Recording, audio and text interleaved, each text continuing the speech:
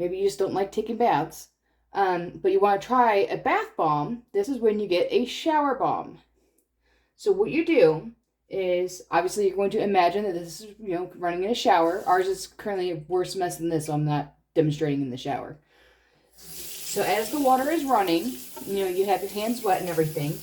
You take the shower bomb and you run it underneath, and it starts to fizz and create this foam. Can you see that?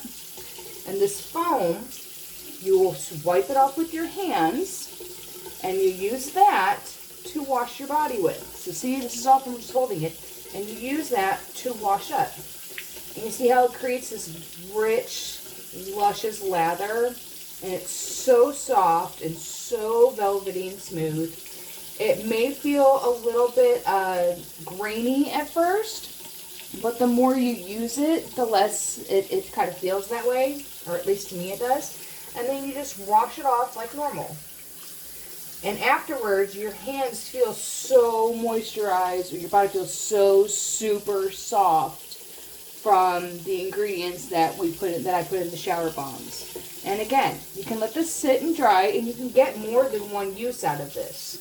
And again, you just run it under the water in your shower. It will slowly fizz and foam up. You scrape off that mousse that it creates, and you wash your body with it. And that's all you do.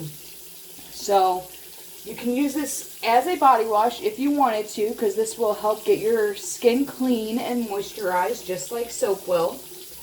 But again, this is meant for showers, not bathtubs. So if you want to try out a shower bomb, we have some available on the website right now. And more